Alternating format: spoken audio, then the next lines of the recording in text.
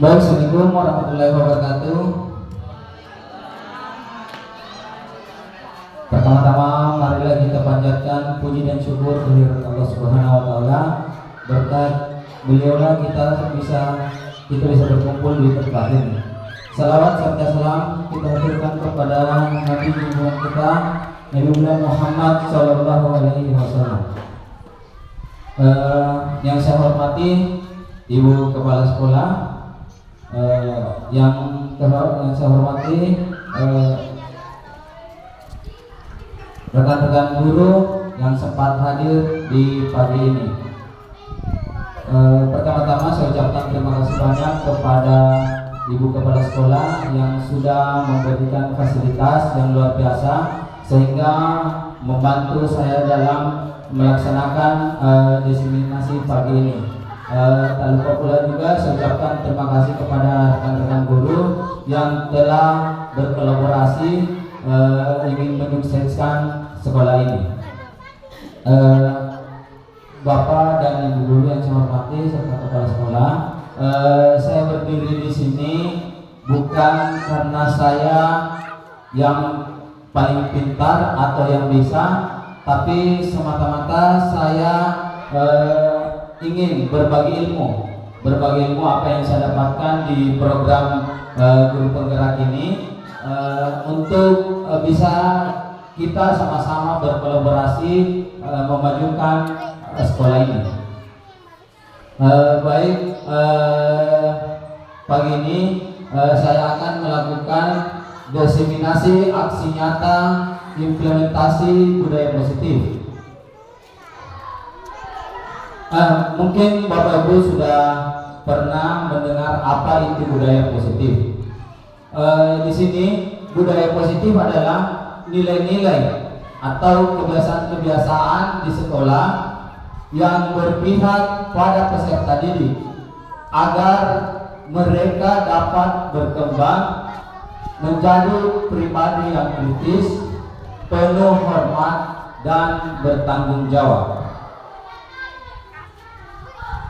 Nah, di sini ada 8 konsep budaya positif. Yang pertama, di sini ada perubahan paradigma belajar. Yang kedua adalah disiplin positif. Yang ketiga adalah nilai-nilai kebajikan. Yang keempat ada 5 kebutuhan dasar manusia. Selanjutnya motivasi perilaku manusia. Keenam, posisi kontrol guru. Yang ketujuh, keyakinan kelas. Dan yang terakhir adalah segitiga restitusi. Nah, di sini ada sebuah contoh. Nah, kita bisa ambil, kita bisa coba berpikir di sini. Di sini ada Anda dan teman Anda melakukan kegiatan. Coba buka. Anda adalah A. Tugas Anda adalah mengepalkan satu tangan. Coba Anda bayangkan bahwa di dalam kepala Anda itu menyimpan sebuah benda berharga, dan Anda perlu menjaga benda tersebut sekuat tenaga. Anda begitu sangat penting untuk kehidupan Anda. Nah, tugas Anda adalah di B adalah mencoba untuk dengan segala cara untuk membuka kepalan tangan yang si A ini. Dia mencoba membujuknya, menghardik, mengintimidasi, memarahi, menggoda atau menggelitik. Dia melakukan segala cara untuk bagaimana caranya untuk bisa membuka kepala tangan si A. Nah, di sini kita bisa perhatikan secara bergantian. Nah, kembali kira-kira kalau kita bisa bayangkan di situ, kita bisa bayangkan kalau si A si B mau merebut benda di tangan Anda, yang jadi pertanyaannya, apakah Anda atau B bisa membuka kepala Anda? Kira-kira dia bisa membuka kepala Anda, misalnya Ibu Nurmi mau membuka kepala tangannya Ibu Mariati, kira-kira Anda bisa membukanya? Kalau Ibu Mariati menggenggam benda berharga yang sangat berharga untuk dirinya dan Ibu mencoba menggoda untuk melepasnya, kira-kira Ibu Mariati mau membuka atau tidak? Mau? Oke. Kalau begitu kita lanjut. Apakah Anda itu adalah A, B, menutup kepala tangan Anda? Jadi kita lihat di dalam kegiatan ini ada 8 posisi kontrol ya. Jadi kita lihat jawabannya. Di sini adalah kita sendiri yang memegang kontrol atas kepala tangan kita. Apakah kita mau membuka atau menutup, itu tergantung pada diri masing-masing sesuai dari kebutuhan dasar. Nah, lanjut di perubahan paradigma belajar. Perubahan paradigma pembelajaran ini merupakan pergeseran antar stimulus respon. Di sini ada stimulus respon menjadi teori kontrol. Pembelajaran dirancang berdasarkan prinsip pembelajaran yang berpihak kepada murid dan berdiferensiasi, sehingga setiap murid akan belajar sesuai kebutuhan dan tahap perkembangannya untuk menjadi manusia yang bisa meraih keselamatan, kebahagiaan setinggi-tingginya di masa depan nanti.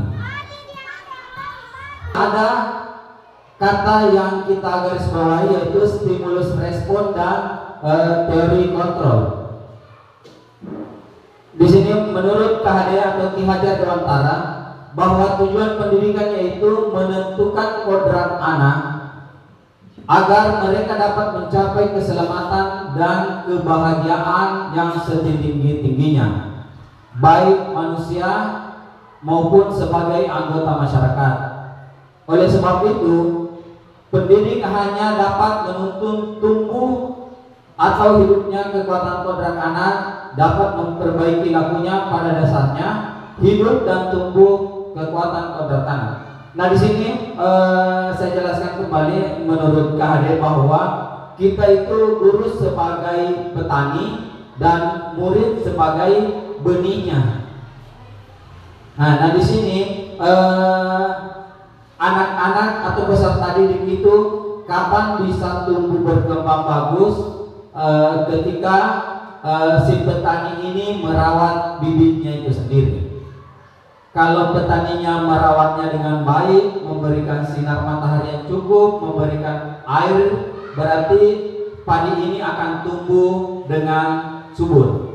Nah, begitu pula dengan peserta didik. Kalau kita memberikan dengannya, merawatnya dengan setulus hati, memberikan pembelajaran yang menarik yang bisa anak-anak terima, jadi anak-anak ini akan dapat mendapat ilmu yang lebih.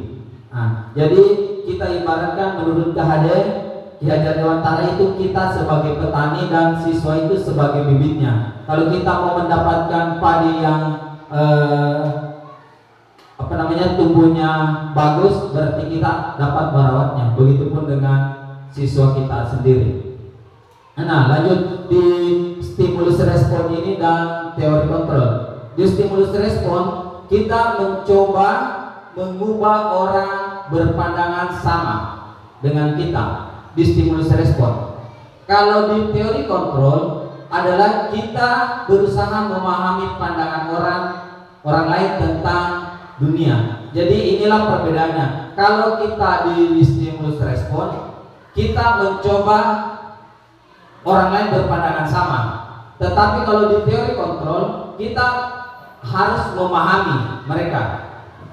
Nah, di sini kalau di stimulus respon seakan-akan kita memaksa dia untuk berubah, untuk mengikuti kita.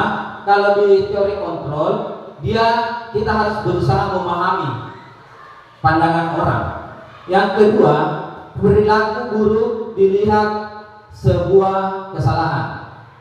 Kalau di teori kontrol, semua perilaku memiliki tujuan.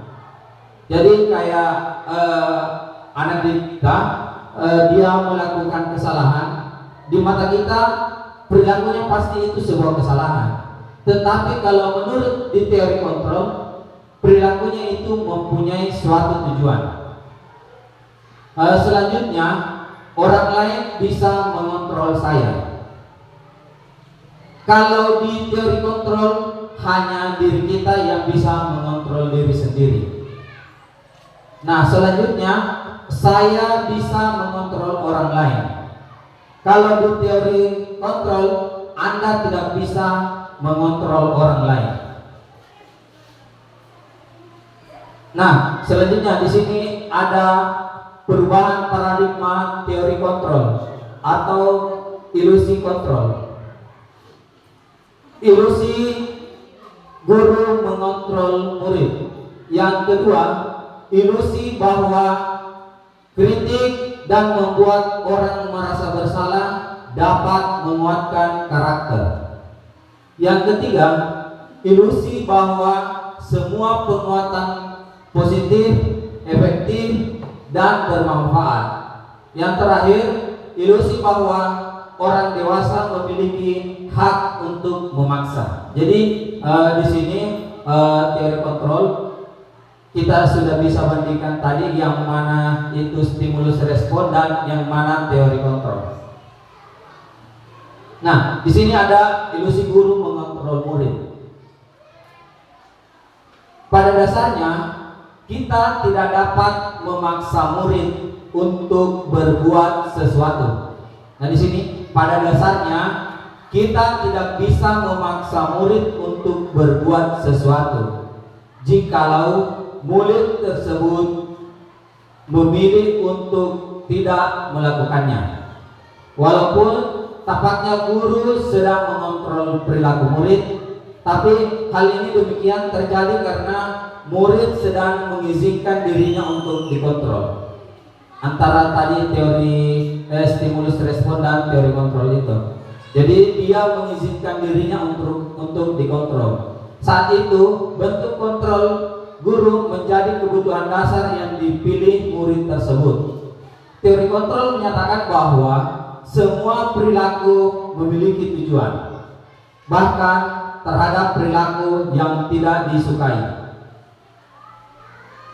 Selanjutnya, ilusi bahwa semua penguatan positif, efektif, dan bermanfaat.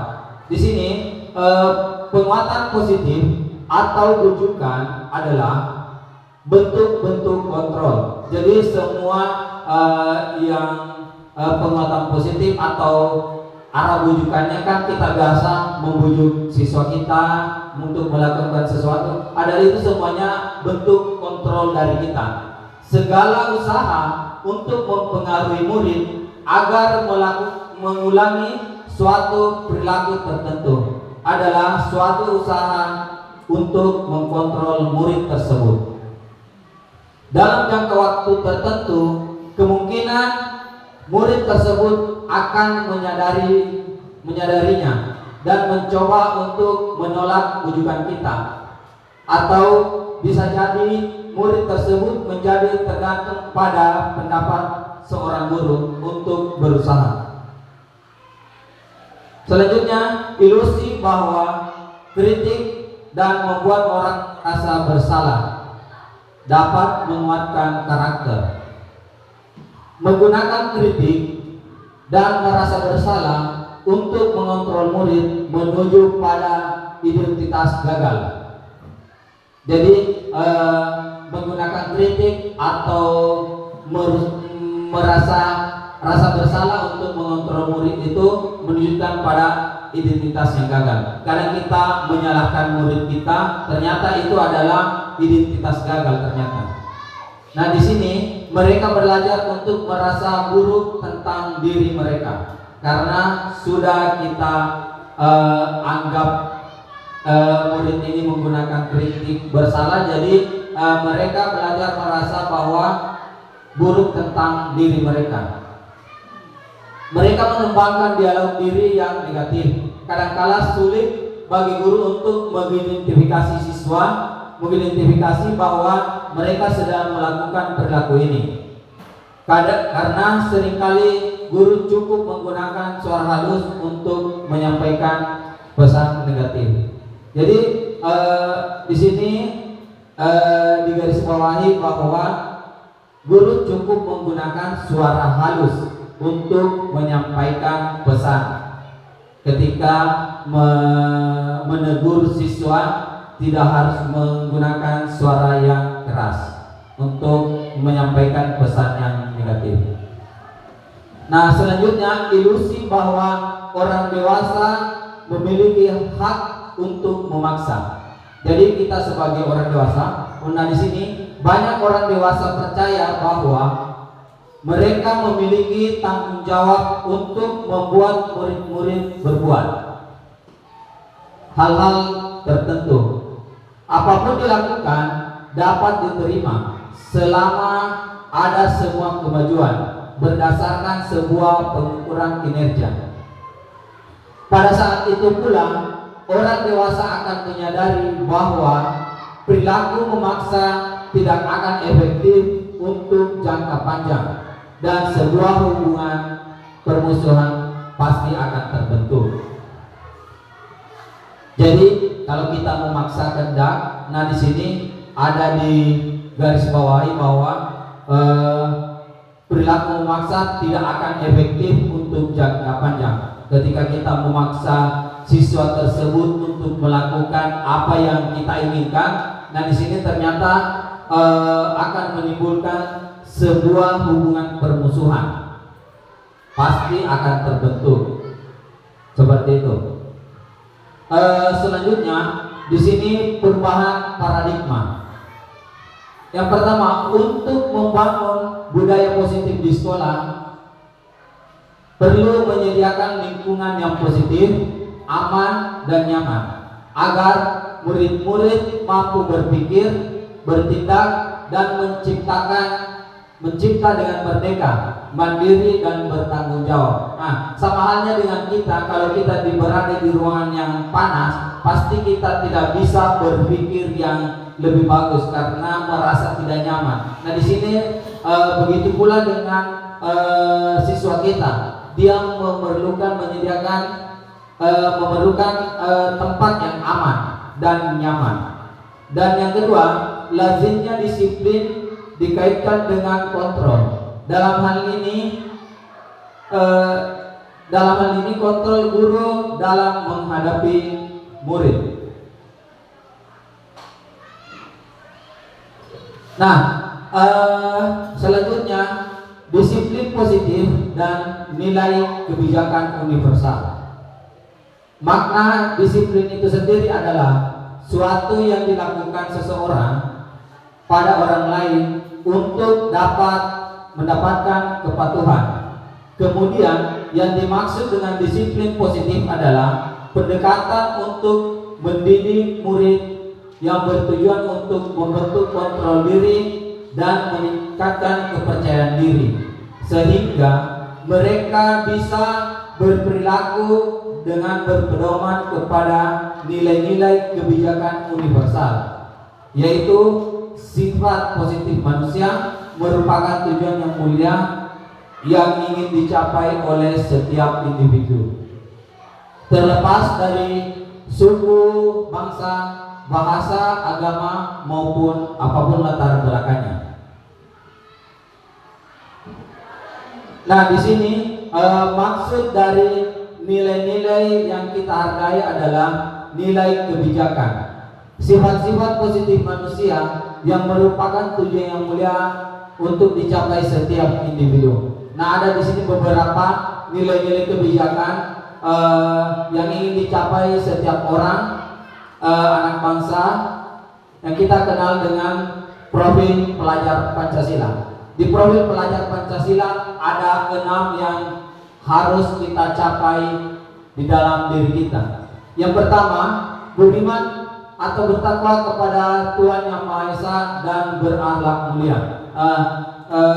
Terlepas dari siswa kita sendiri, kita juga sebagai guru, kita patut beriman dan bertakwa kepada Tuhan Yang Maha Esa dan harus berakhlak mulia. Dan yang kedua, kita sebagai manusia harus mandiri. Kita tidak harus ketergantungan kepada orang lain, kita harus bisa menjadi mandiri. Begitupun dengan siswa kita, dia tidak harus belajar melewat gurunya, tetapi dia harus mandiri mencari informasi, mencari pembelajaran di luar daripada apa yang kita kasih di sekolah. Yang ketiga yaitu bernalar kritis. Begitupun dengan siswa, dia harus bernalar kritis, memikirkan apa yang akan kedepannya, apa yang akan dilakukan kedepannya. Begitupun dengan kita sebagai guru, pasti kita selalu berpikiran besok apa yang kita harus cara bagaimana lagi yang kita lakukan memberikan kepada siswa untuk bisa nyaman mendapatkan materi kita. Kita terus bernalar, kita berpikiran bagaimana lagi caranya. Nah, selanjutnya berkebinekaan global. Berkebinekaan global dia harus seperti pembelajaran PKN-nya berkebinekaan global. Selanjutnya bergotong royong. Siswa pun harus bergotong royong ketika sama halnya kita selalu lakukan setiap hari Jumat atau hari Sabtu ketika memungut sampah, mereka selalu bergotong royong tanpa menyuruh satu persatu setiap orang. Pasti begitupun dengan kita sebagai guru, kita harus bergotong royong. Apapun yang akan kita lakukan di sekolah, kita harus bergotong royong, berkolaborasi untuk menjadikan sekolah ini lebih berkembang dan lebih maju ke depannya. Yang terakhir yaitu kreatif. Siswa juga harus kreatif, begitupun dengan guru kita. Kita sebagai guru, kita harus kreatif, memberikan memberikan cara-cara pembelajaran kita, memberikan media pembelajaran menarik seperti apa lagi yang siswa inginkan. Jadi kita sebagai guru harus kreatif untuk memikirkan segala sesuatunya untuk siswa aktif mengikuti pelajaran yang kita berikan. Nah, di sini disiplin, di mana ada kemerdekaan, di situ harus ada disiplin yang kuat. Sesungguhnya disiplin itu bersifat self-discipline, yaitu kita sendiri mewajibkan kita dengan sekeras-kerasnya. Tetapi itu sama saja, sebab jikalau kita tidak cakap melakukan self-discipline, wajiblah pengusaha lain untuk mendisiplinkan diri kita. Dan peraturan demikianlah itu harus ada di dalam suasana yang merdeka. Ini menurut Ki Hajar Dewantara. Nah, di sini selanjutnya ada 3 macam disiplin positif yang kita harus lakukan di sekolah. Yang pertama ini ada hukuman, konsekuensi, dan restitusi. Kita bisa lihat di sini seperti apa itu hukuman, seperti apa itu konsekuensi, dan seperti apa itu restitusi. Hukuman itu bersifat tidak terencana atau tiba-tiba.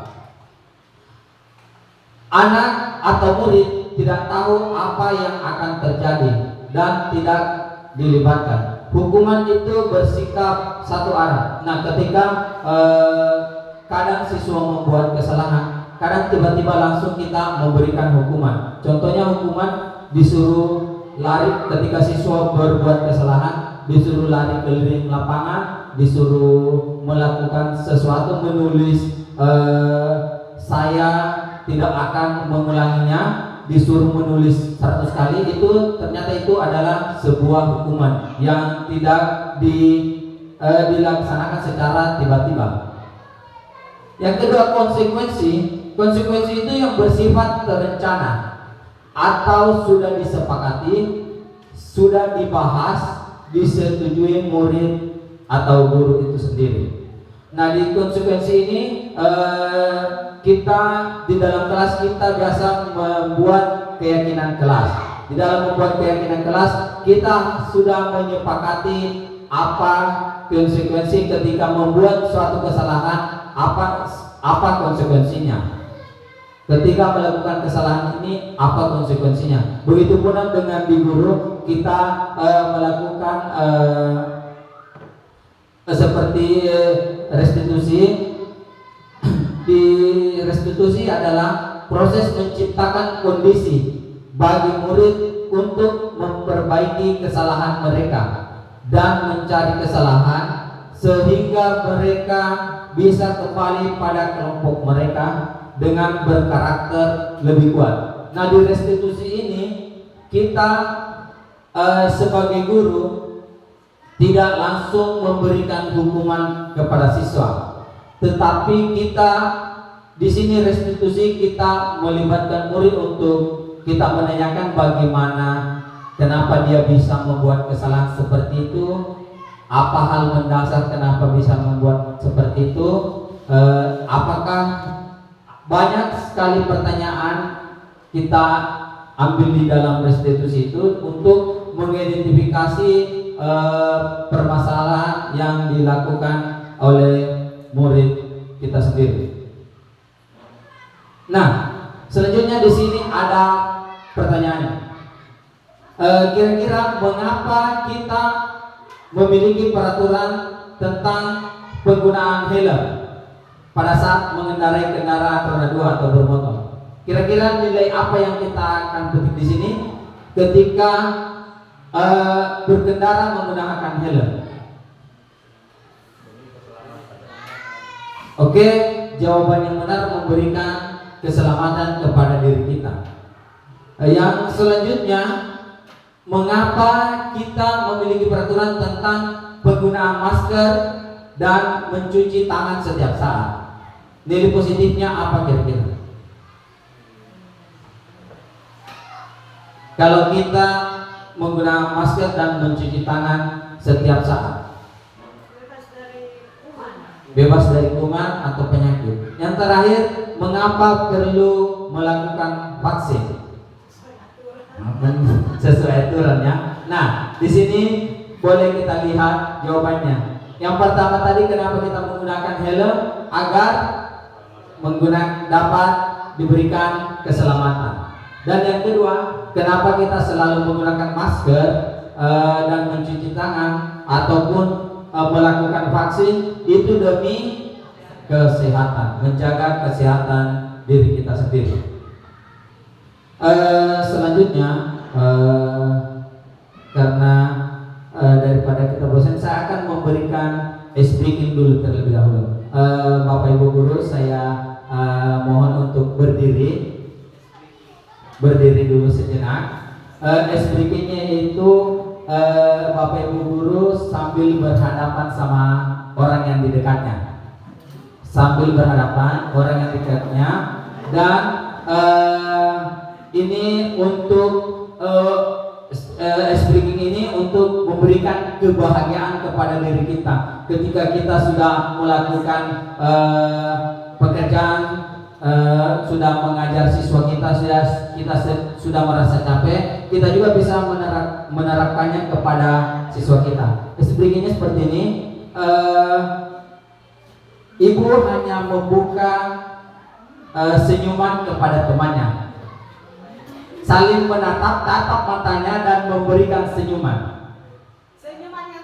Senyuman yang terbaik. Tatap matanya temannya dan memberikan senyuman. Ya, pokoknya hanya tersenyum dan melihat temannya. Ayo, 1, 2, mulai.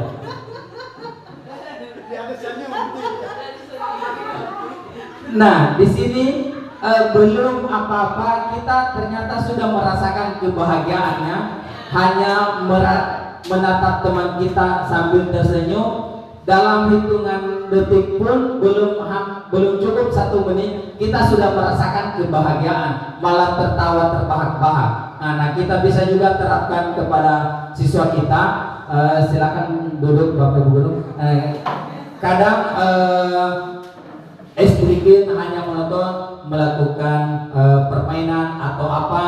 Nah, seperti itu. Ini sedikit bisa kita juga memberikan kepada siswa kita pada saat jam-jam terakhir ya. Dia sudah merasa lelah, merasa capek. Nah, coba kita berikan ice breaking ini sambil menatap temannya, pasti dia akan mendapatkan kebahagiaan tersendiri. Oke, lanjut. Di sini terdapat nilai-nilai keselamatan atau kesehatan. Ini yang kita sebut dengan suatu keyakinan. Berarti Bapak tadi sudah yakin bahwa ketika menggunakan helm, Bapak sudah yakin bahwa itu akan memberikan keselamatan kepada diri kita, menjaga kita dari benturan ketika kita terjatuh.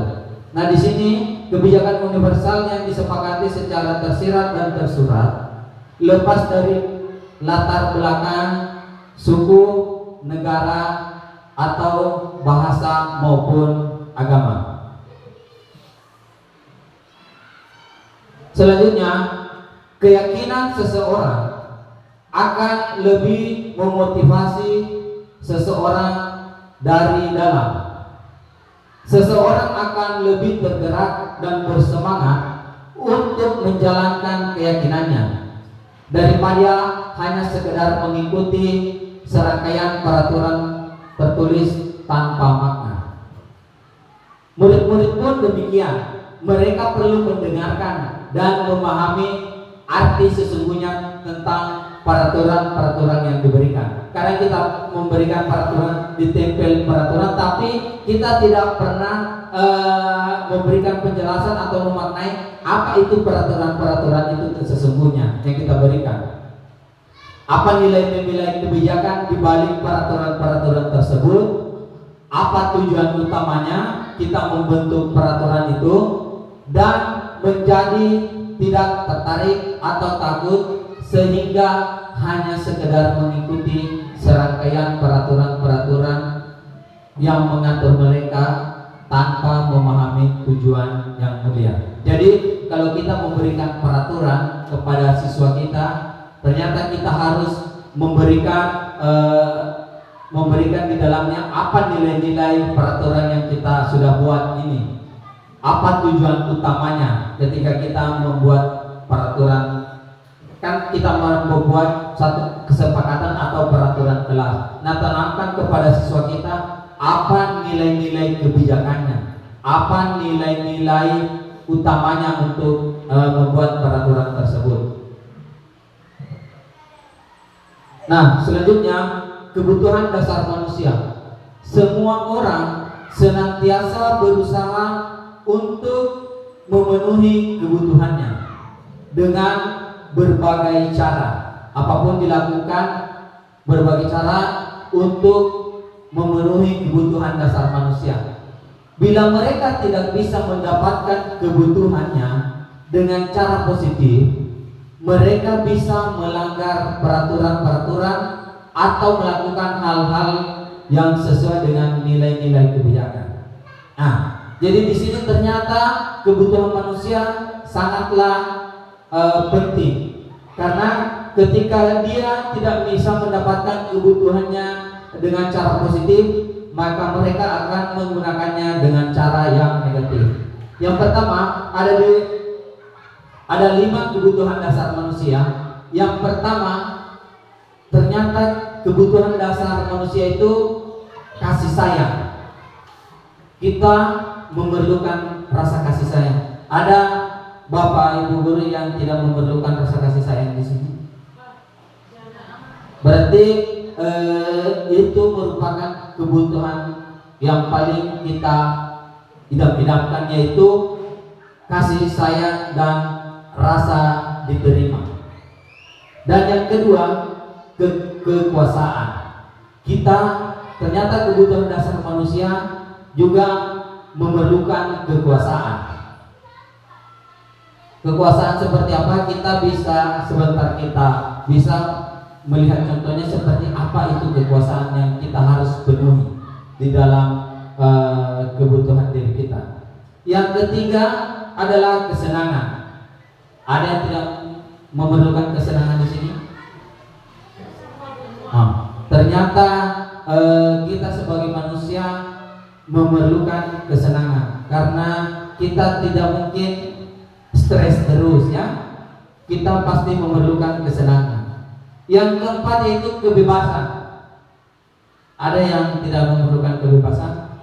Sebagai halnya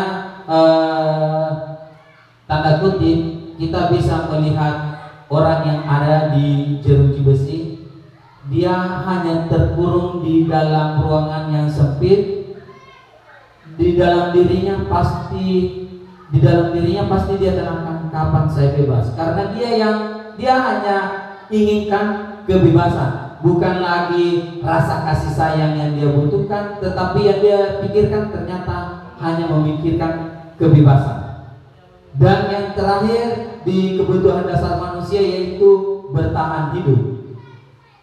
Bagaimanapun caranya manusia, kita juga sebagai manusia, apapun yang kita lakukan untuk bisa bertahan hidup. Kita sebagai orang tua, kita memikirkan anak dan istri kita, bagaimana caranya dia bisa bertahan hidup. Jadi kita membanting tulang untuk memenuhi kehidupannya, agar kehidupan kita di dalam berumah tangga agar bisa bertahan hidup.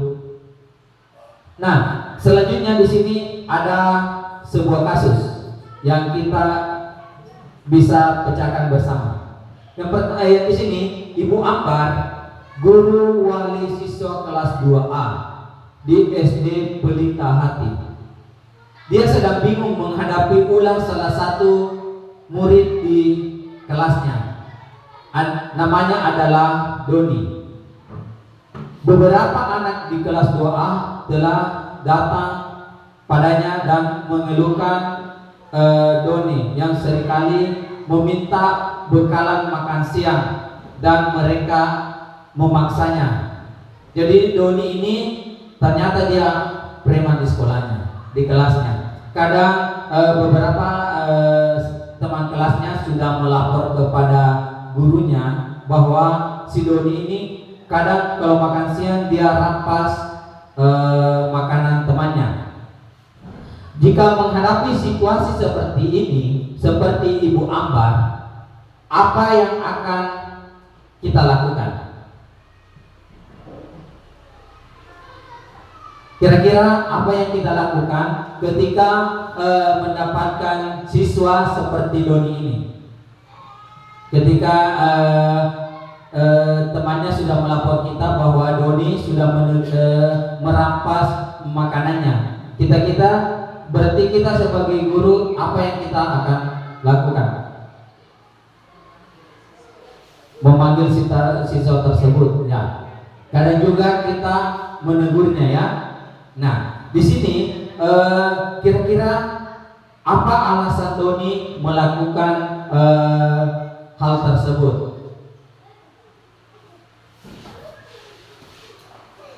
Nah, jawabannya adalah Doni ketika ditanya Ibu Ambar adalah karena ia lapar.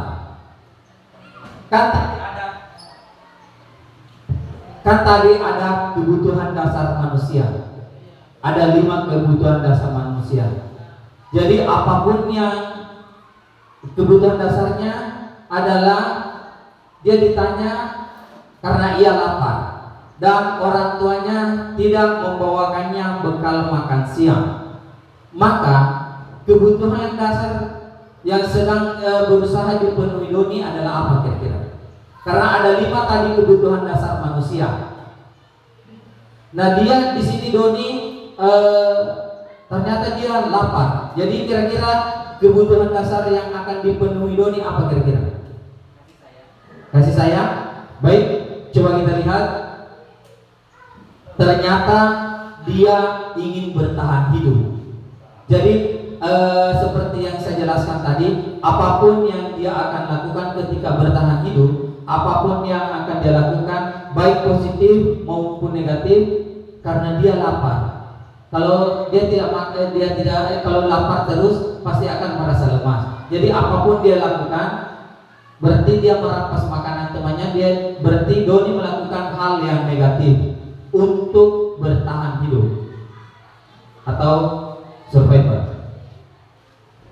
Nah, pertanyaan selanjutnya, apabila Doni menjawab dengan alasan mengambil bekal temannya karena dia merasa senang ketika dia menjadi bahan perhatian ketika temannya melaporkan tindakan itu tersebut pada gurunya. Ternyata Doni senang ketika temannya melapor kepada gurunya, atau memberitahu kepada orang tuanya, sehingga orang tua menjadi memperhatikan dia. Maka kira-kira kebutuhan dasar apa yang ingin dipenuhi Doni ini?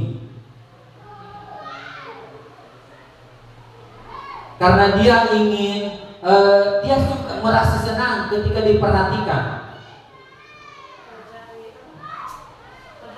Perhatian, kasih sayang, betul sekali. Nah, di sini dia ingin, kebutuhan dasar yang ingin dipenuhi Doni adalah kasih sayang dan rasa diterima. Nah, selanjutnya, di pertanyaan selanjutnya, apabila jawaban Doni adalah dia merasa hebat karena temannya jadi takut dengan dia dan menuruti keinginannya, kebutuhan dasar apalagi yang akan dipenuhi Doni ini ketika dia merasa hebat sama teman-temannya? Kekuasaan, betul sekali. Jadi ternyata kebutuhan dasar manusia juga dia membutuhkan kekuasaan. Dia merasa hebat, jadi dia ingin mendapatkan kebutuhan dasar manusia itu kekuasaan. Karena kita sebagai manusia tidak terlepas dari kebutuhan dasar ini, merasa berkuasa. Nah, selanjutnya, apabila jawaban Doni dalam kasus Jaka merasa bosan, dia merasa bosan dengan bekalnya yang dibawakan oleh ibunya. Jadi dia ingin mencoba makan makanan temannya yang beraneka ragam. Jadi kira-kira Doni di sini memenuhi kebutuhan dasarnya seperti apa? Ternyata tadi dia tidak merampas lagi, tetapi dia membawa bekalan, tetapi dia merasa bosan dengan bekalannya yang mungkin itu terus dikasihkan sama orang tuanya. Jadi kira-kira kebutuhan dasar apalah yang ingin dicapai oleh Doni di sini? Kebebasan. Nah, coba kita lihat, betul sekali. Dia ingin merasa bebas. Dia ingin menikmati berbagai makanan, bukan hanya ini toh yang dikasihkan. Kadang kita juga sebagai guru memberikan cara belajar seperti ini terus. Ternyata sebagai siswa dia merasa bosan. Dia kebutuhan dasarnya adalah dia ingin bebas. Dia ingin merasakan lagi kebutuhan yang merasakan pembelajaran bagaimana lagi, seperti yang dilakukan Doni. Ternyata dia merampas makanan temannya karena dia ingin merasakan rasa yang lain. Nah, selanjutnya, apabila jawaban Doni karena iseng atau dia menikmati ekspresi wajah teman-temannya yang kesal kepada dirinya, kalau dia merampas makanan temannya, dia suka. Ternyata dia menikmati ekspresi wajah temannya yang kesal terhadap dia karena mengambil makanannya. Nah, kebutuhan dasar apa lagi yang akan dipenuhi Doni di sini? Kesenangan, betul sekali. Kita coba lihat, ternyata Doni merasa senang ketika dia melihat temannya. Jadi di sini sama halnya dengan siswa kita. Kita tidak boleh menjudge bahwa perilaku tersebut adalah negatif yang dilakukan oleh siswa kita. Kita mendalaminya dulu, karena ada kebutuhan dasar manusia. Kita cari tahu dulu kenapa sih siswa kita melakukan hal tersebut. Kita tidak boleh langsung memarahinya. Kau memang salah, kau memang salah. Ternyata dia ingin mencapai kebutuhan dasar manusia itu sendiri. Jadi ada beberapa yang ingin dia lakukan. Kita tidak boleh langsung menyalahkan siswa kita, tapi kita harus melihat kenapa dia melakukan hal seperti itu. Nah, lanjut. Di sini ada motivasi perilaku. Ada tiga motivasi perilaku manusia menurut Diana Gosset, yaitu yang pertama, untuk menghindari ketidaknyamanan atau hukuman. Ternyata ada itu motivasi perilaku manusia. Yang pertama, dia menghindari ketidaknyamanan atau hukuman.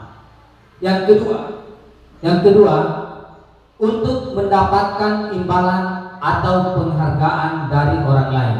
Karena kita juga melakukan sesuatu hanya untuk mendapatkan imbalan atau penghargaan.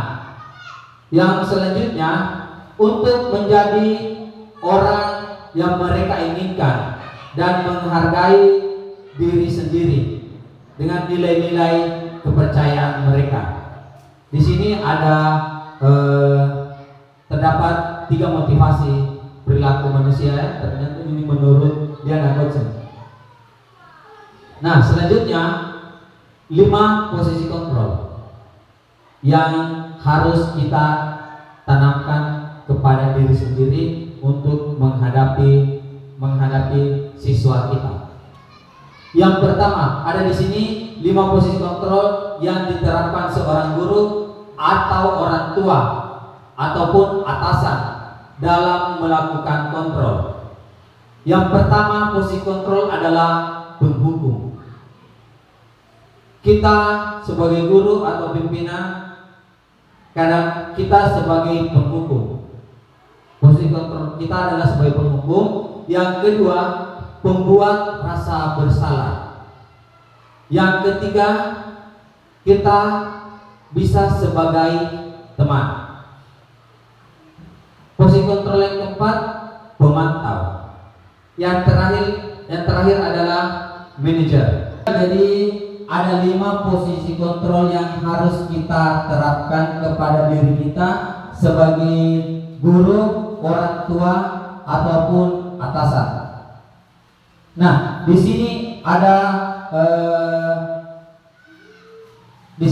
contoh kasus. Guru berbuat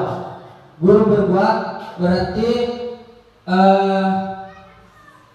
di dalam identitas, jadi dia menghindari hukuman. Identitas gagal itu kalau guru berbuat melakukan kesalahan, identitas gagalnya itu dia sebagai penghukum, menghardik atau menunjuk atau menyindir. Nah, kita sebagai guru tidak boleh menghardik siswa atau menunjuk bahkan menyakiti siswa, dan berceramah kepada dia dengan kata seharusnya ibu kecewa. Ya, kita tidak boleh menyampaikan kepada siswa ibu merasa kecewa, Pak Guru sudah merasa kecewa dengan apa yang kau sudah berbuat. Ternyata itu identitas gagalnya. Identitas berhasilnya yaitu kita guru atau atasan ataupun orang tua, kita sebagai teman kepada siswa kita, bawahan kita atau anak kita sendiri, dengan membuatkan alasan-alasan untuk muridnya. Nah, kadang kita sebagai guru, ketika siswa kita membuat suatu kesalahan, jadi kita membuatkan alasan-alasan muridnya. Kita harus mengetahui alasannya. Kenapa sih dia melakukan hal tersebut? Ataupun kita sebagai pemantau menghitung atau mengukur. Nah, identitas berhasil pula di dalam kontrol diri mengajukan pertanyaan-pertanyaan yang bermutu ya. Kalau guru berkata, kalau kamu tidak melakukannya, awas ya, rasakan. Nah, kadang kita juga sebagai guru melakukan hal atau mengeluarkan kata-kata seperti itu ketika siswa kita melakukan suatu kesalahan. Kita sebagai penghukum, di sini sebagai penghukum, kata-katanya awas. Kalau kamu melakukannya, awas ya. Jadi ternyata itu adalah identitas gagal. Atau kamu seharusnya, kamu sudah tahu ibu sudah lelah. Jadi kita tidak boleh juga menampilkan rasa capek di hadapan siswa kita. Nah, di sini identitasnya kontrol dari luarnya itu, ayolah lakukan demi ibu. Kita sebagai menganggap dia sebagai teman. Jadi masa kamu tidak mau? Ingat, ibu sudah pernah bantu kamu. Tuh? Jadi seperti itu yang dilakukan oleh guru. Kita tidak mengancam siswa kita, tetapi kita menganggap siswa kita adalah teman. Ayolah, jangan lagi berbuat seperti itu. Nah, seperti itu. Dan ketika kita sebagai pemantau, kita menanyakan apa peraturan-peraturan yang sudah kita buat. Jadi siswa itu tidak melanggarnya. Nah, identitas besarnya atau kontrolnya, apakah apa yang kita yakini atau apa yang bisa kerjakan untuk memperbaiki masalah ini. Jadi kita ternyata harus menanyakan kepada siswa kita, apa yang kita perbuat, apa yang kamu perbuat untuk memperbaiki kesalahanmu, bukan mengancam. Ternyata kita menanyakan dengan nada yang lembut. Nah, di sini hasilnya kalau ternyata kita guru sebagai penghukum, ternyata kadang siswa memberontak, menyerahkan orang lain, bahkan berbohong. Kan kadang seperti itu. Kalau kita sudah memarahi siswa atau kita membentak, kamu memang melakukan, kamu yang melakukan, ternyata dia melakukan berbohong kepada kita. Atau kadang juga dia menyalahkan temannya, bukan saya Pak Guru, bukan saya Bu Guru, ini yang melakukannya. Nah, kalau kita sudah sering membentak siswa, ternyata yang dilakukan yaitu memberontak, menyalahkan orang lain, ataupun berbohong. Atau kalau membuat rasa bersalahnya karena kita sudah membuat dia merasa bersalah, jadi dia menyembunyikan atau menyangkal, bahkan pun berbohong. Kalau di teman, dia merasa ketergantungan sama kita. Dia setiap mendapatkan suatu masalah pasti akan larinya ke kita. Karena kita sebagai gurunya menganggap dia sebagai temannya. Jadi apapun pasti sebagai kita pun ada masalah kita, pasti kita ceritanya ke teman ataupun orang tua. Seperti itu. Pasti kita akan terbuka kepada teman kita atau orang tua kita, bahkan atasan kita, kalau sudah merasakan nyaman dengan orang itu. Nah, di sini sebagai pemantau kita bisa menyesuaikan diri terhadap dirinya sendiri. Nah, identitas kontrolnya yaitu kita bisa menguatkannya. Kalau ada misalnya ada dia terkena musibah atau apa, pasti dia cerita kepada kita, ya pasti kita akan menguatkannya. Atau dia sudah merasa bersalah atau sudah dipukul sama temannya, kita datang kepada dirinya untuk menguatkannya. Selanjutnya, ketika kita selalu menghukum, dia bilang, biarkan saja, nanti juga marah-marah lagi. Nah, pembuat rasa bersalahnya pasti dia hanya meminta maaf, maafkan saya. Nah, di sini sebagai kontrol yang sukses, yaitu yang katakan, saya pikir bahwa ibu guru teman, atau ternyata begitu, karena dia asik sekali terhadap kita sendiri. Itu di pemantau berapa banyak binatang yang harus bintang yang harus memperoleh, berapa halaman yang harus ditulis. Selanjutnya, bagaimana caranya saya bisa memperbaiki keadaan. Lanjut, murid juga berkata bahwa biarkan, nanti juga marah-marah lagi. Nah, seperti itu ya. Kalau kita sering membentak atau menyalahkan siswa kita, ternyata di sini dia kadang memberontak, menyalahkan teman, atau berbohong kepada diri kita sendiri. Begitupun dengan anak kita, bahkan bawahan kita. Nah, selanjutnya keyakinan kelas. Di sini kita sebagai guru akan harus membuat suatu keyakinan kelas. Nah, keyakinan kelas adalah nilai-nilai kebijakan atau prinsip-prinsip yang universal yang disepakati bersama secara universal, terlepas dari latar belakang suku, negara maupun agama. Itu menurut Johnson. Suatu keyakinan akan lebih memotivasi seseorang akan lebih bersemangat menjalankan keyakinan daripada hanya sekedar mengikuti peraturan. Nah, kita di dalam kelas harus membuat suatu keyakinan kelas, bukan hanya langsung kita membuat peraturan yang ada di dalam kelas.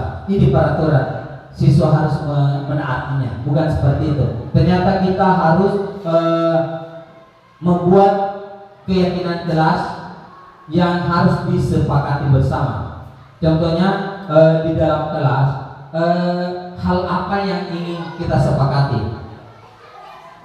Yaitu yang pertama, ketika keluar harus meminta izin. Itu bukan dari guru, bukan dari siswa, tetap bukan keputusan guru atau keputusan siswa, itu semua keputusan bersama. Jadi kedepannya ketika kita memulai menghadapi suatu kelas, terlebih dahulu kita membuat kesepakatan bersama, yaitu kesepakatan kelas atau keyakinan kelas yang harus dipenuhi. Jadi ketika siswa kita melakukan kesalahan, berarti dia sudah melanggar peraturan kelas, dan seperti apa konsekuensinya.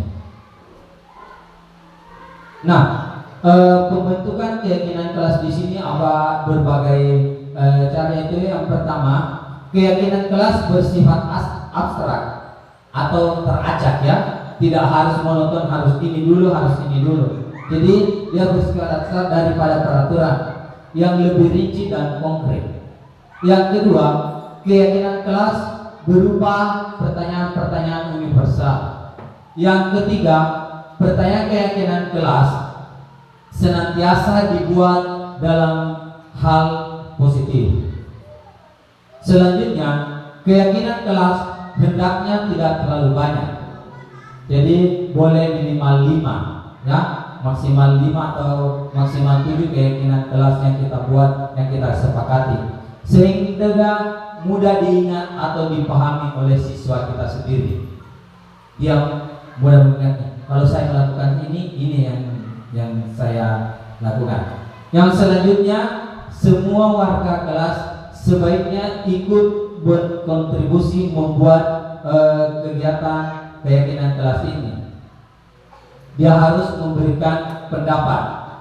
Selanjutnya bersedia meninjau kembali keyakinan kelas.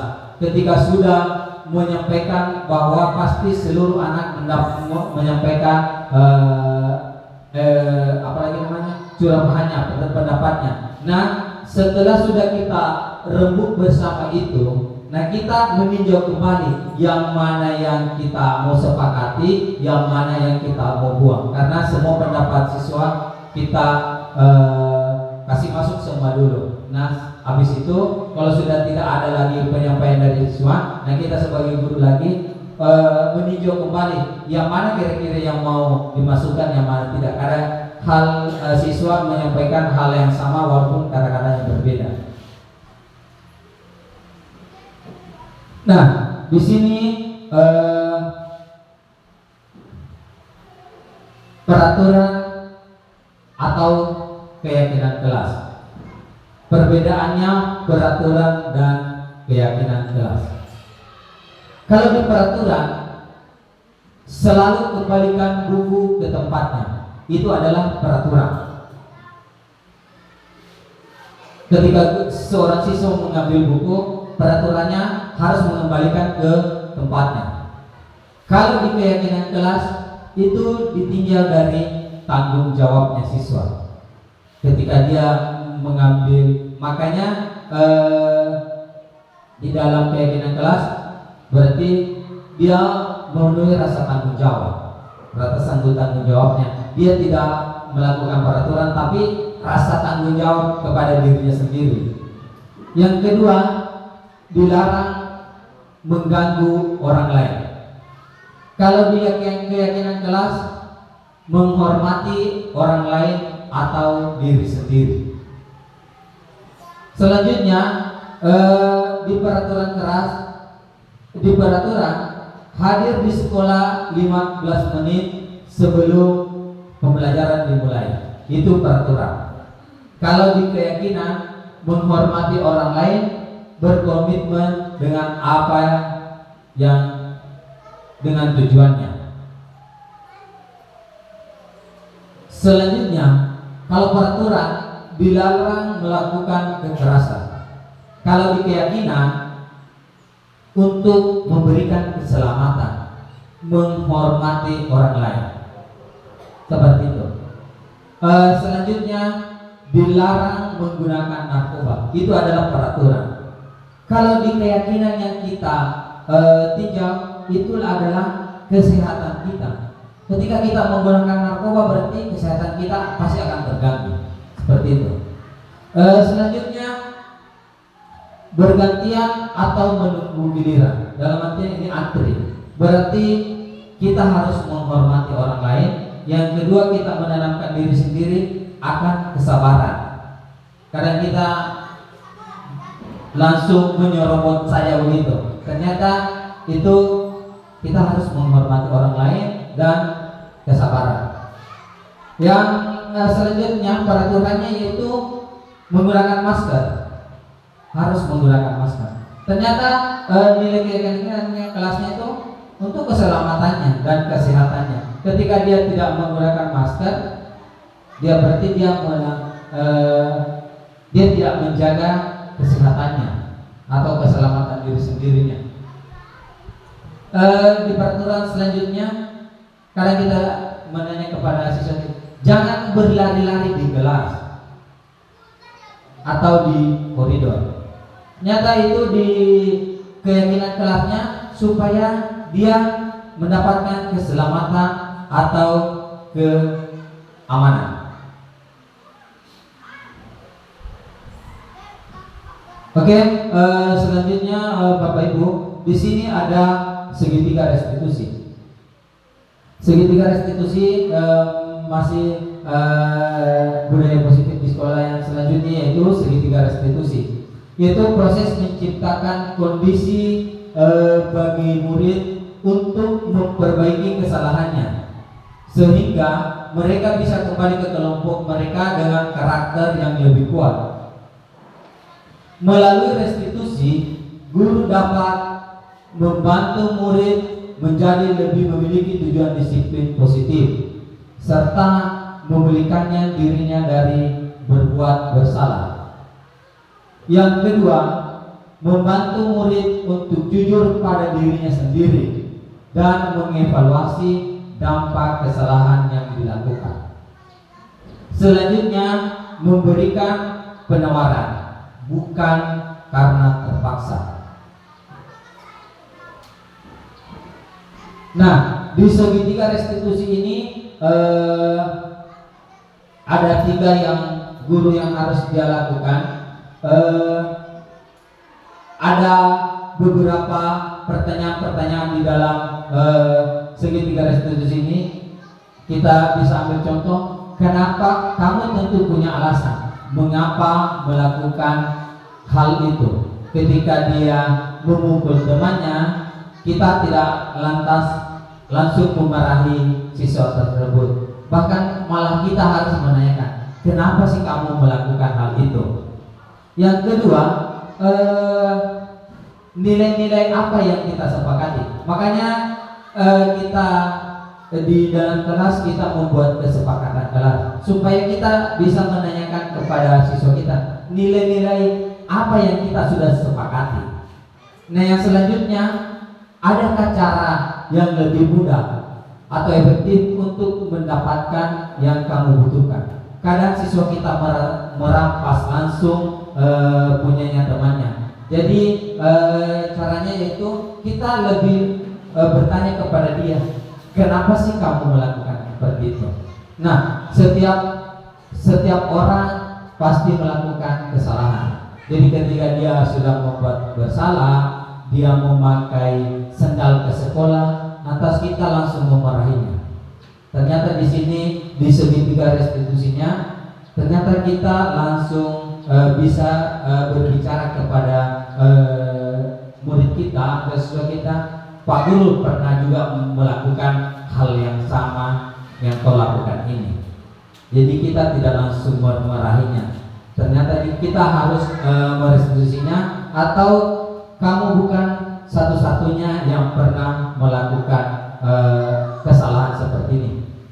Nah, di dalam segitiga restitusi, yang pertama yaitu kita memvalidasi tindakan yang salah terlebih dahulu. Kenapa kamu melakukannya seperti ini? Itu adalah suatu validasi tindakan yang salah. Yang kedua, menanyakan keyakinan. Keyakinan apa yang sudah kita sepakati?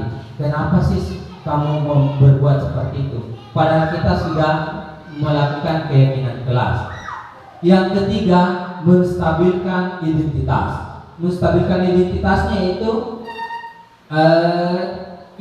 seperti kamu bukan satu-satunya orang yang berbuat salah, tetapi Pak Guru juga pernah melakukan hal yang sama yang pernah kau lakukan.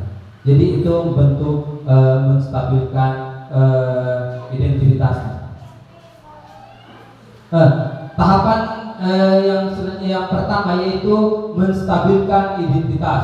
Yang pertama, berbuat salah itu tidak apa-apa, karena kita pernah juga melakukannya.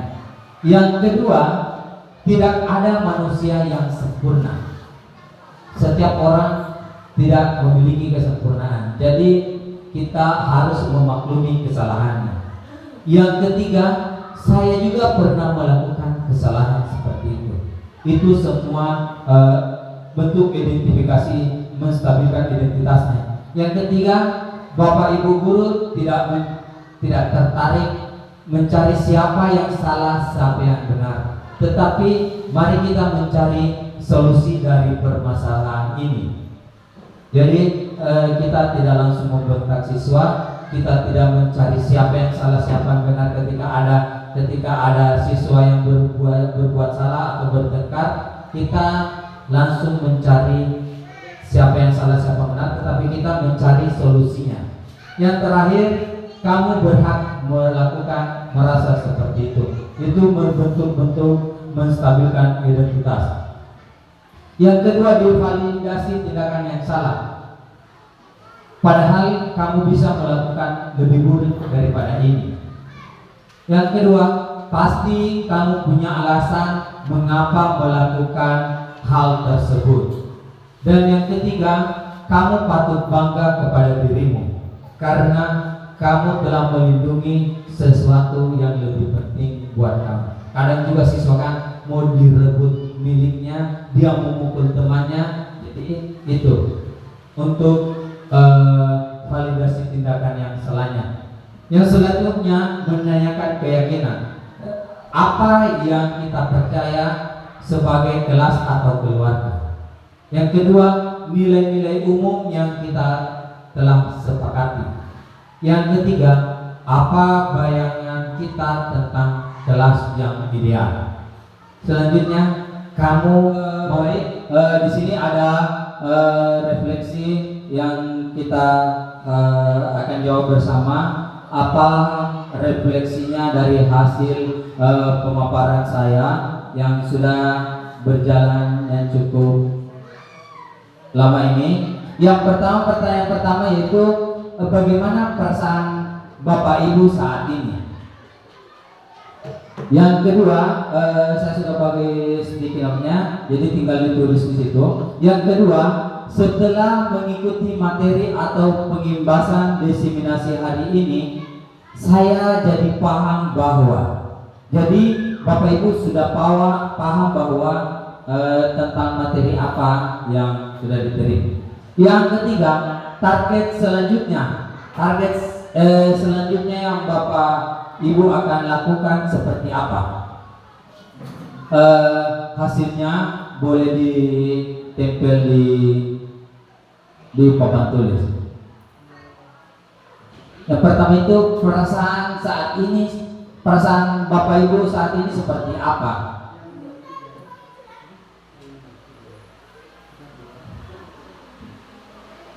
Merasa senangkah, sedihkah, atau kecewa? Yang kedua, setelah mengikuti materi pengimbasan diseminasi pada hari ini, saya jadi paham bahwa apa yang Bapak Ibu pahami tentang materi pengimbasan diseminasi tersebut yang tadi. Yang terakhir, target saya selanjutnya. Apa yang Bapak Ibu targetkan yang sudah Bapak Ibu dengarkan tadi, apa target selanjutnya yang Bapak Ibu akan ingin lakukan di sekolah ini untuk memajukannya sekolah kita.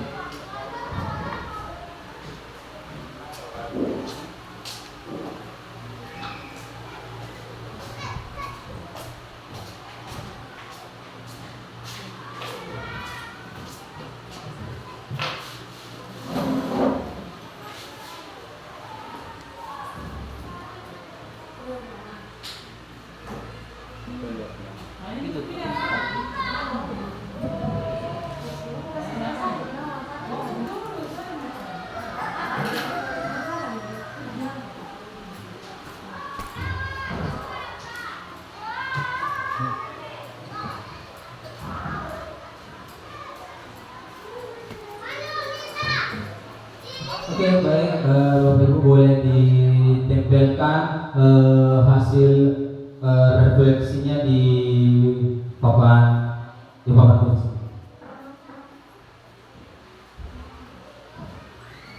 Ya. Oke.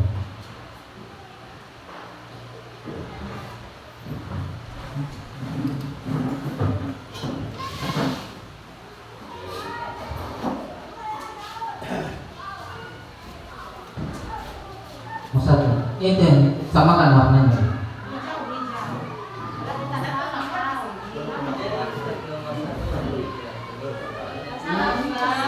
Ya.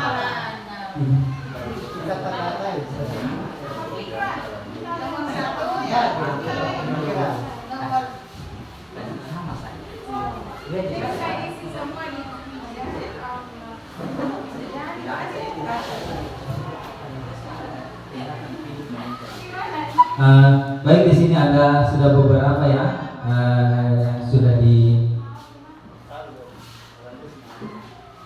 hasil refleksi sudah mengikuti materi apa yang saya sampaikan pada materi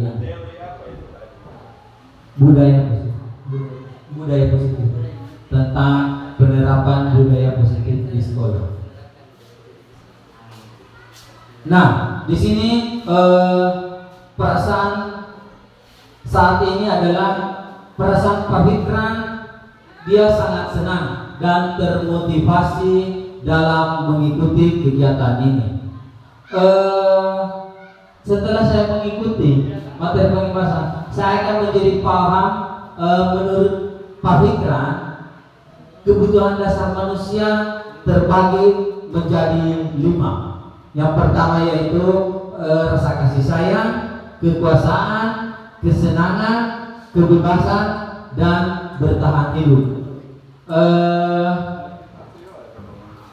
Target yang akan dilakukan oleh Pak Fikran yaitu bisa mengimplementasikan atau menerapkan teori kontrol atau stimulus respon. Perasaan Ibu Nurmi yaitu dia merasa bahagia perasaannya saat ini.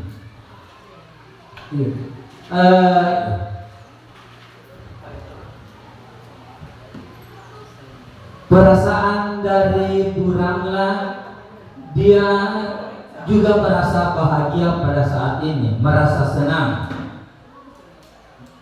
Perasaan Pak Bula sangat senang dan gembira. Dan selanjutnya Ibu Mariati, saya senang dia merasa senang karena apa yang saya belum tahu bisa menjadi tahu dan dapat dipahami. Menurut Ibu Yunita, perasaannya saat ini yaitu perasaannya itu senang dengan materi ini dan menambah wawasannya.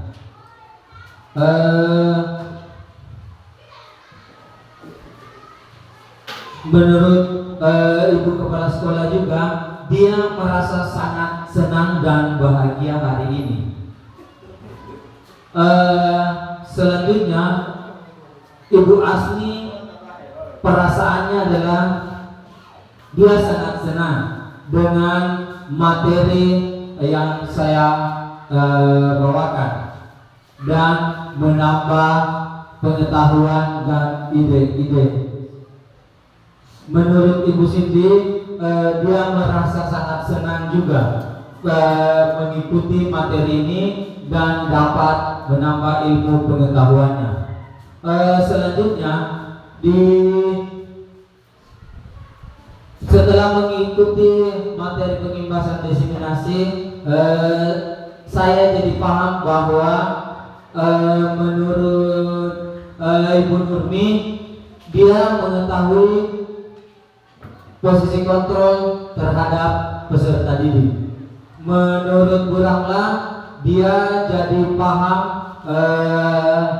untuk menerapkan segitiga restitusi. Menurut Pak Bula,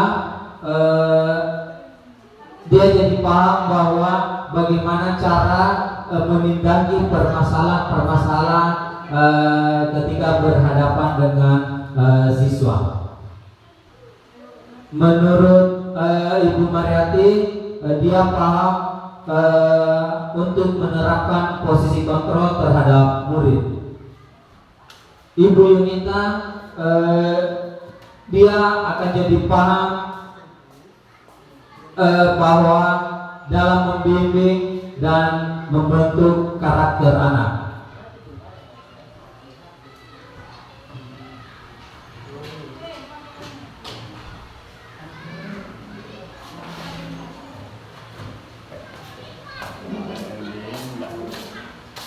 Eh,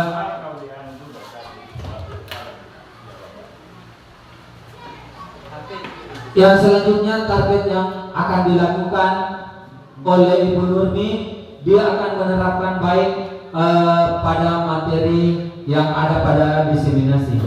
Menurut Ibu Ramla, target selanjutnya akan kedepannya akan membuat keyakinan kelas sebelum melakukan pembelajaran. Ibu Mariati dia ingin menerapkan juga posisi kontrol dan pada siswa di sekolah ini. Oke, baik, terima kasih atas partisipasinya yang luar biasa dari teman-teman dan kepala sekolah. Saya ucapkan terima kasih banyak telah membantu saya berkolaborasi dan ingin menyukseskan sekolah kita. Sebelum saya akhiri, mungkin ada arahan dari Ibu Kepala Sekolah.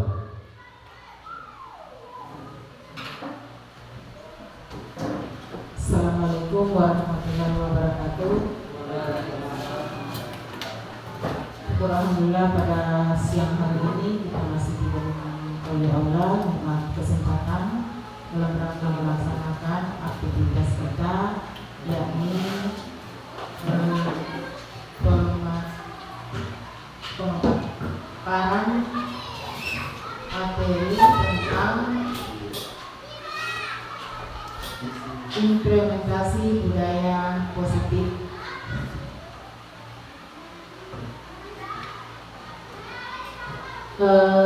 Semoga pelaksanaan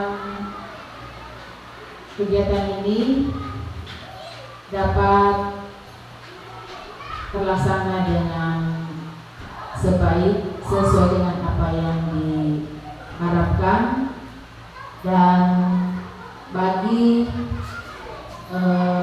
calon guru penggerak yakni Bapak Adriansa yang berada di SDN 10 Ponorogo dapat melanjutkan dan melaksanakan kegiatan sampai dengan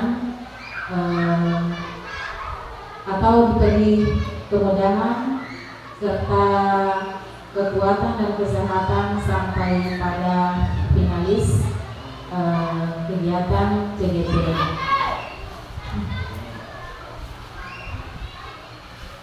Semoga hal-hal apa yang dilaksanakan ke depan akan lebih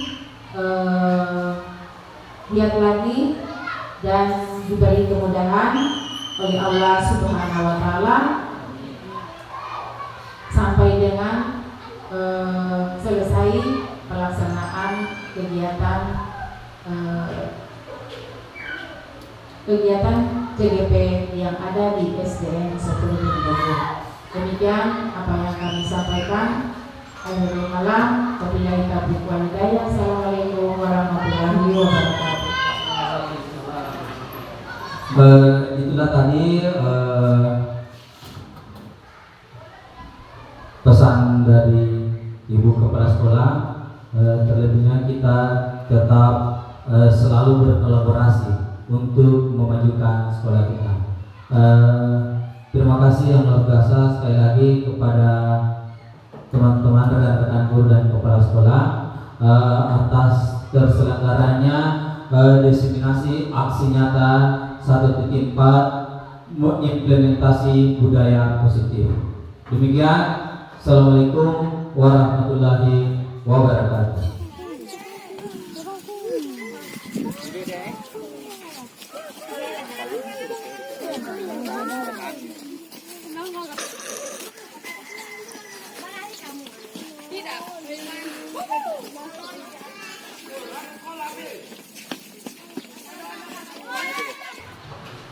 Oke, baik. Assalamualaikum warahmatullahi wabarakatuh.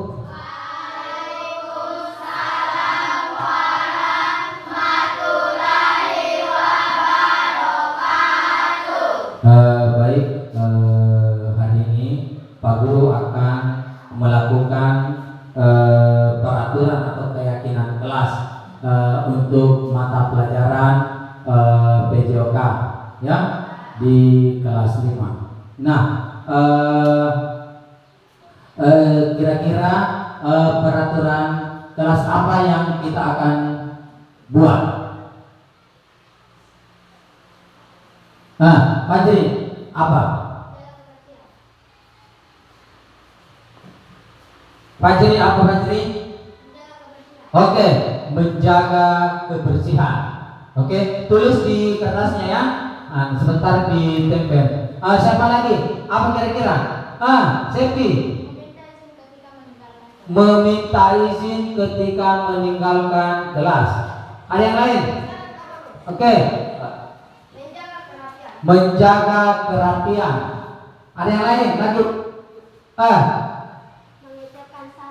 Mengucapkan salam.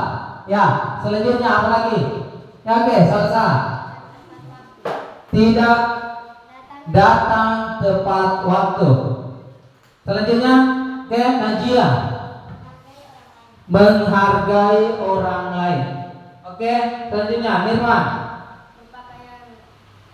Berpakaian olahraga.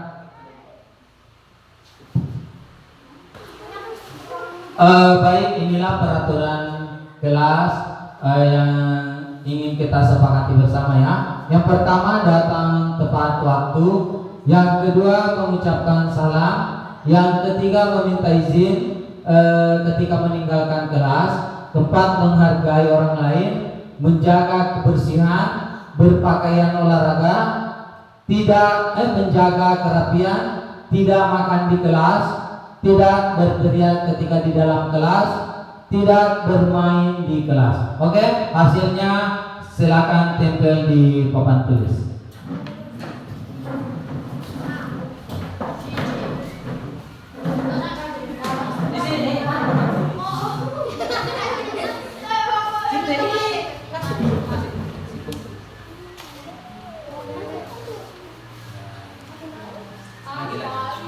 Di atas lagi. Sudah sama di atas lagi. Di atas. Di atas.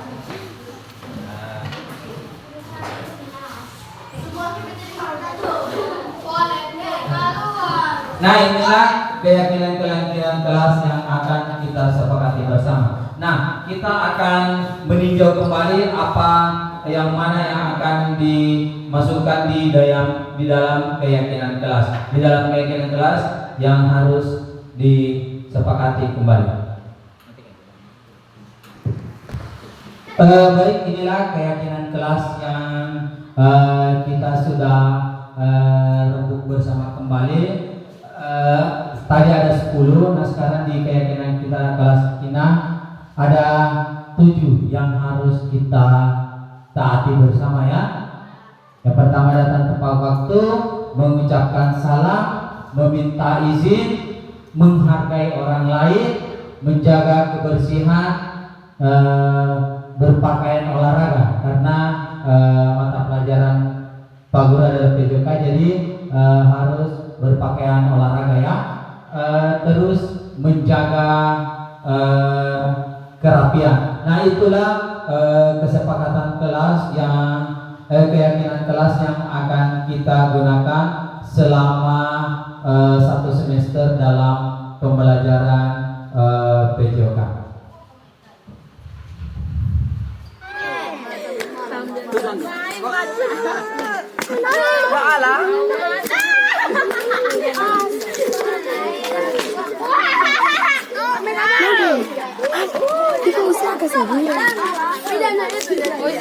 Apa ya? Apa punya itu,